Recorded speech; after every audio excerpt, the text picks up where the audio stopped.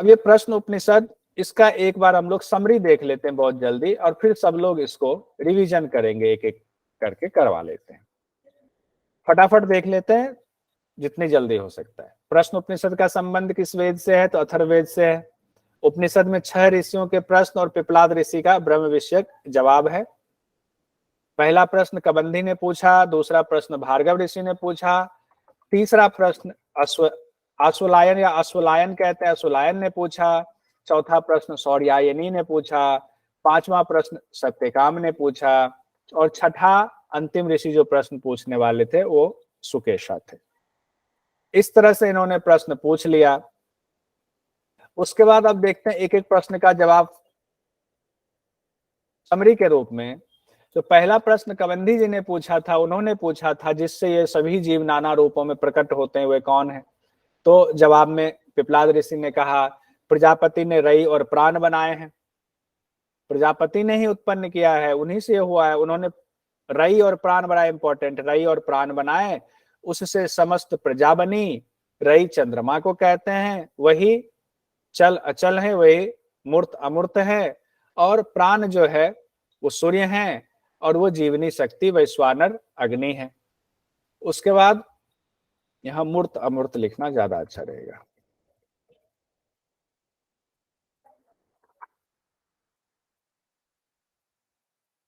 उसके बाद कहते हैं साल की, महीने की, दिन की तुलना परमेश्वर से की गई है, यानी कि उसमें हर साल में, महीने में और दिन में रई और प्राण समाहित है।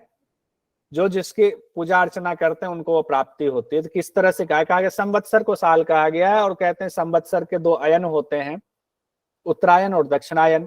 तो उत्तरम दक्षिणम, दक्षिणम शब्द का इस्तेमाल किया गया है मंत्र में। कहते हैं उत्तरायण वाला जो है वो मोक्ष का रास्ता है, दक्षिणायन वाला भोग का रास्ता है। तो हम समझ जाएं उत्तरायण वाला जो है ये सूर्य हो गए, और दक्षिणायन वाला जो है वो भोग वाला रास्ता तो रई हो गए। कहते हैं सूर्य का स्वरूप कैसा है यहाँ बताया गया है। तो सूर्य का स्वरूप, इसके ठीक बाद सूर्य का स्वरूप बताया गया है। कहते हैं सूर्य 5 पैर वाले हैं, ध्यान रखिएगा। सूर्य 5 पैर वाले हैं, 12 आकृति वाले हैं, 7 पहिया है, और 6 अर वाले रथ पर सवार है। यानी कि जो पहिया है उसमें जो अरे लगे हुए हैं, वो जो हमने वो दिखाया था कि बीच में केंद्र है और उससे जो डंडे निकले उसको अरे कहते हैं। तो 7 पहिया वाले रथ में 12 आकृति, 5 पैर वाले सूर्य के स्वरूप है, वो रथ पे सवार हैं, और वो सब कुछ जानने वाले हैं। महीना की तुलना भी की गई है प्रजापति से, कि प्रजापति ही महीना है। अब उसमें महीने के 2 होते हैं पक्ष, कृष्ण पक्ष, शुक्ल पक्ष। कृष्ण पक्ष को रई कहा गया है, शुक्ल पक्ष को प्राण कहा गया है। कृष्ण पक्ष में हम लोगों ने पढ़ा था, इससे तात्पर्य, इसका भावात्मक तात्पर्य है भोग देने वाला, और शुक्ल पक्ष मोक्ष वाले जो हमारे रास्ते हैं। यानी कि अगर हमारा व्यवहार सात्विक है, अगर हमारा व्यवहार उस परमात्मा को पाने की तरफ चेष्टा वाला है तो उसको शुक्ल पक्ष कहेंगे, और हमारा व्यवहार अगर इसी जीवन में उलझने वाला है, भोग सामग्री ऐश्वर्य के लिए है, तो रई वाला यानी कृष्ण पक्ष वाला हिस्सा हो गया। एक दिन में 24 घंटे, वो भी परमात्मा ही है, वो भी प्रजापति ही है। उसमें 2 पार्ट है, दिन और रात है। एक जो है दिन वाला उसको सूर्य कहा गया है, यानी प्राण कहा गया, रात वाले को रई यानी चंद्रमा कहा गया है।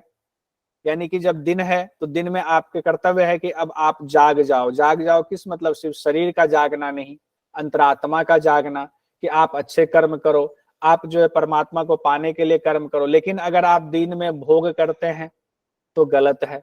और यहाँ पर स्त्री संसर्ग का एक भोग की पराकाष्ठा दिखाने के लिए कहा गया था कि जब आपको दिन में जागना चाहिए, आपको जो है अपना सत्कर्म करना चाहिए, निस्वार्थ भाव से, निष्कलंक हो करके आपको निष्काम भाव से कर्म करना चाहिए, तो आप जो भोग विलास में लगे हुए हो।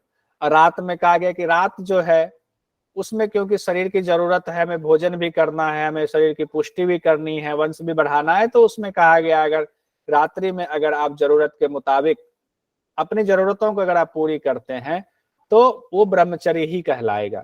क्योंकि बिना खाए पिए तो आप रहेंगे नहीं, श्वास तो आपको लेना ही पड़ेगा, तो कर्म तो हो ही रहा है। उसके बाद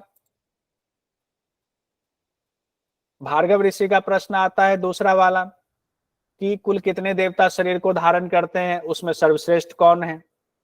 तो पिपलाद ऋषि कहते हैं आकाश ही सबका वैसे तो आधार है, और आकाश से जो ये तत्व पैदा हुए हैं, वायु अग्नि जल पृथ्वी, ये भी धारक देवता हैं, 11 इंद्रियां भी धारक देवता हैं, लेकिन प्राण सर्वश्रेष्ठ है, क्योंकि ये सब प्राण के ही निहित हैं, इन सब में प्राण है, प्राण ना हो तो इनका अस्तित्व ना हो, इसीलिए सभी जो है उस प्राण के आश्रित है। सर्वश्रेष्ठ कौन है?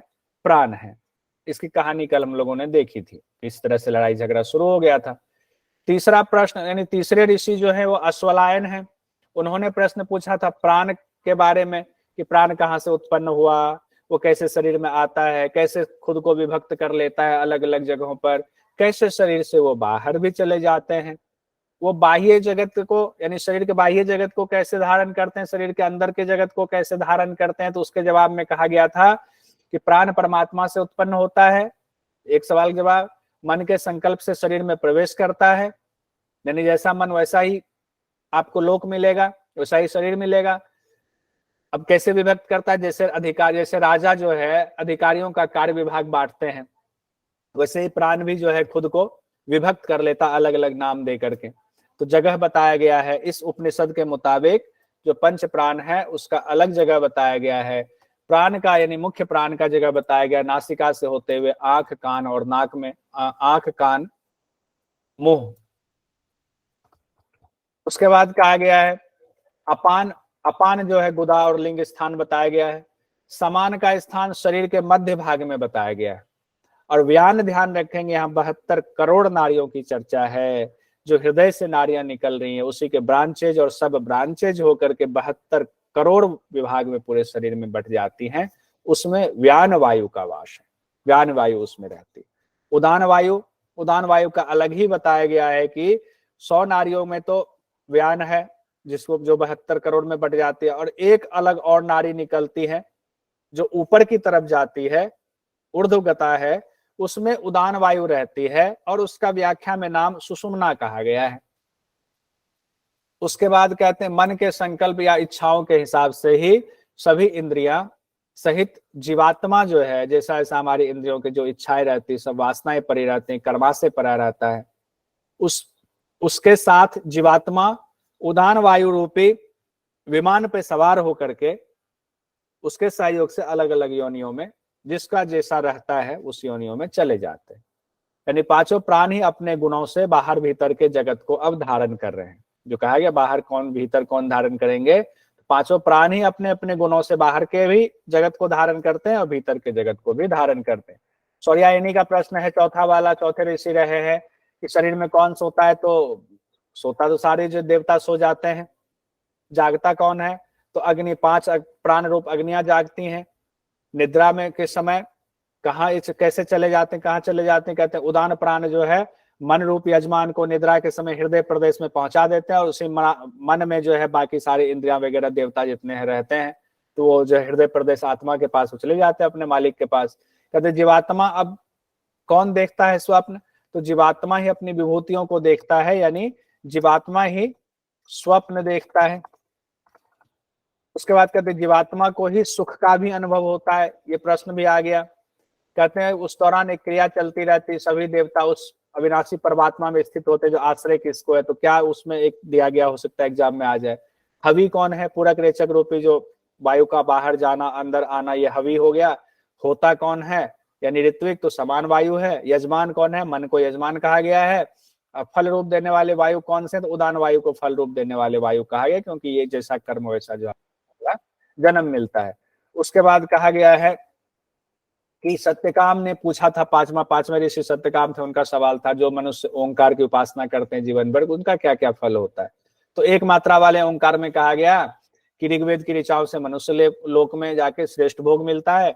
2 मात्रा वाले ओम की उपासना से यजुर्वेद के मंत्रों द्वारा चंद्रलोक यानी स्वर्गलोक में जाता है, फल खत्म होने पर फिर पृथ्वीलोक यानी मनुष्य लोक में आ जाता है। 3 मात्राओं वाले ओम की उपासना से कहा गया पहले सूर्यलोक, फिर सामवेद की श्रुतियों द्वारा ब्रह्मलोक में जाएंगे, यानी आत्म साक्षात्कार हो जाएगा। और इसी में कहा गया था अलग अलग उपासना करेंगे तो चक्रव्यूह में फंसे रहेंगे जन्म मरण के, और एक साथ उपासना करने पर अगर जो है हम काम भाव से करते हैं तो उस परमात्मा को जानने वाला कभी दुखी नहीं होता है। लास्ट सवाल सुकेशा का था, सुकेशा ऋषि का। सुकेशा ऋषि ने पूछा कि 16 कलाओं वाले पुरुष कौन है, कहाँ रहते हैं? तो पिपलाद ऋषि ने कहा कि वो 16 कलाओं वाले पुरुष जो है शरीर में ही रहते हैं, वो परमेश्वर ही हैं। तो वो कहते हैं उन्होंने प्राण की रचना की, 5 महाभूत की रचना की, उसके बाद मन और इंद्रियों की रचना की, उसके बाद अन्न की रचना की, फिर वीर्य की उत्पत्ति हुई, फिर तप आया, तप से मंत्र आया, मंत्र से जो है कर्म होने लगे, लोकों का निर्माण हो गया, लोकों का निर्माण हुआ तो लोकों के नाम की रचना हो गई। इस तरह से वो पुरुष जो है हमारे अंदर ही मौजूद है। और अंत में प्रलय का दृष्टांत इस तरह से बता दिया गया कि जैसे नदियां समंदर में मिलकर समंदर हो जाती है, अपना अस्तित्व खो देती हैं, वैसे जीवात्मा परमेश्वर में मिल जाती है। इस तरह से उपनिषद कंप्लीट हुआ। अब जो है कुछ क्वेश्चन फटाफट देखते हैं। ये 16 कलाओं में सेकंड वाला छूट गया है, 16 कलाओं में श्रद्धा वाला। हाँ ठीक है, बहुत सुंदर, देख कितने मन से पढ़ रहे हैं। फिर श्रद्धा की उत्पत्ति, प्राण की रचना, फिर उसका श्रद्धा, श्रद्धा उसके बाद पंचमा। ठीक है, बहुत सुंदर।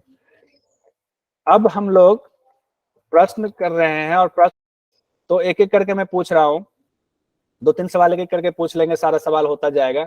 मीना जी बताइए, प्रश्न उपनिषद किस वेद से लिया गया है? अथर्ववेद से। ठीक है, उसके बाद रंभा जी बताएंगी प्रथम प्रश्न किस ऋषि ने पूछा था? कबंदी ने पूछा था। कबंदी ने पूछा था। अंतिम प्रश्न किस ऋषि ने पूछा था? अजय जी बताएंगे। सुकेशा ने पूछा था। सुकेशा ऋषि ने पूछा था। ठीक है, उसके बाद आयुषी जी बताएंगे कौशल देश के राजकुमार हिरण्यनाभ का सवाल था, क्या था उनका सवाल? कौशल देश के राजकुमार हिरण्यनाभ का सवाल क्या था? जो 16 कलाओं वाला पुरुष है वो कहाँ रहता है? वाला हिरण्यनाभ ने ही पूछा था सुकेशा जी से, तो सुकेशा जी को नहीं पता था, तो वो बाद में जो है यहाँ आए तो यहाँ उन्होंने पूछ लिया। अब जो है नंबर आ रहा है भारती माली जी का। 16 कलाओं वाले पुरुष से संबंधित सवाल किस ऋषि ने पूछा था? 16 कलाओं वाले पुरुष से संबंधित सवाल किस ऋषि ने पूछा था? सुकेशा जी ने। बहुत सुंदर, कंफ्यूज नहीं, एकदम पूरा कॉन्फिडेंस से कीजिए। सुकेशा जी ने पूछा था, उन्होंने कौशल देश के राजकुमार का नाम लेते हुए पूछा था। उसके बाद आएंगे बिमला जी। अब प्रजापति ने प्रजा की रचना के लिए किन 2 चीजों को उत्पन्न किया? बिमला जी। प्राण और रई की उत्पत्ति की। अरे वाह, बहुत सुंदर, प्राण और रई को उत्पन्न किया। बाकी लोग भी अपना बोलते रहेंगे माइक ऑफ रखते हुए। चंद्रमा को क्या कहा जाता है, बोलेंगे बीरा किशोर जी। रई बीरा किशोर जी। रई, प्राण या रई में तो रई। ठीक है, उसका माधवी मैम, सूर्य को क्या कहा जाता है? प्राण कहा। बहुत सुंदर। आपने पेपर दिया था इस बार माधवी मैम? नहीं दिया सर, मैं थोड़ी बिजी थी। अच्छा, हाँ आप तो बिजी, सही बात। एक मात्रा वाले ओम के जाप से क्या होता है, नीता जी बताएंगी। हाँ दीपिका जी बताइए।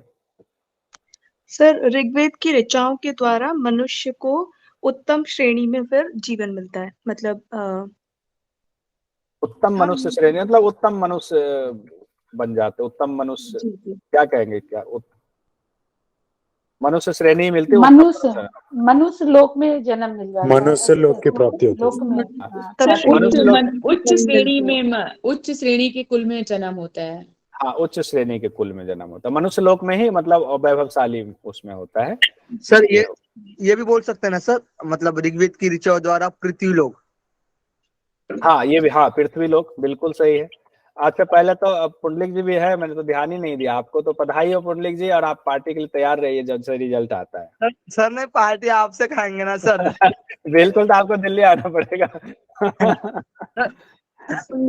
आ गए तो हम लोग दिल्ली में आ गए, हम लोग आज से ले लेंगे।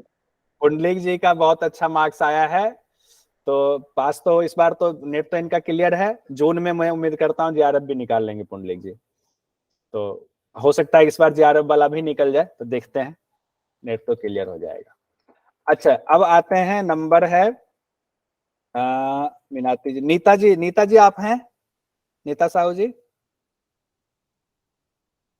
अच्छा, सॉरी अब सर जी। तो देखिए, ये बताइए, जवाब देंगे दो मात्रा वाले ओम के जाप से क्या होता है स्थिति में? नीता साहू जी? नहीं, कोई बात नहीं।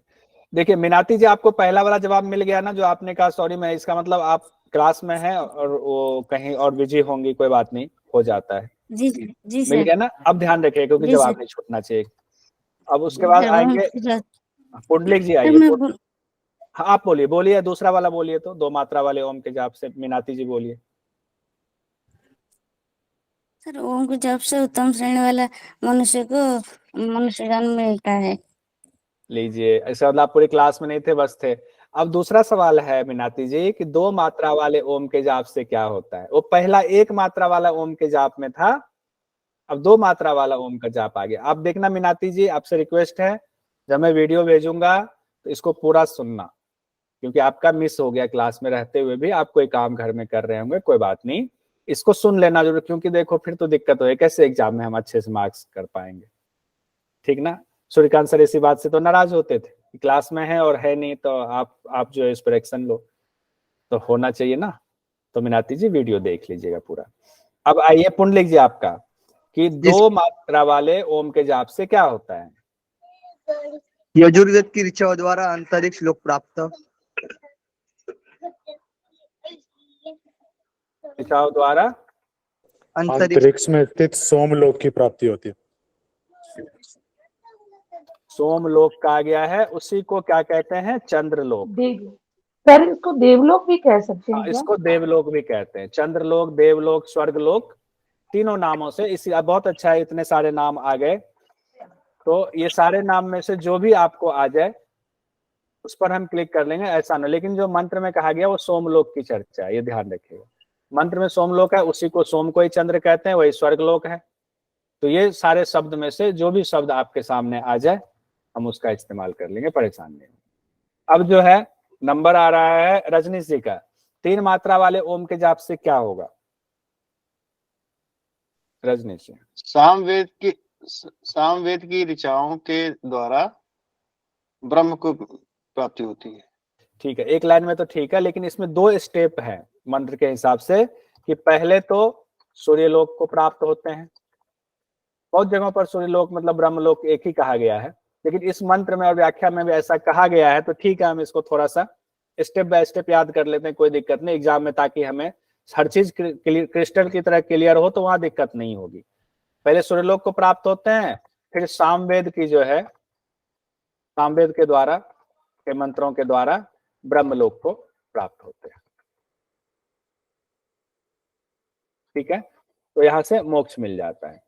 उसके बाद रूबी जी, पर ब्रह्म और अपर ब्रह्म को कहा गया है, क्या नाम दिया गया पर ब्रह्म अपर ब्रह्म को?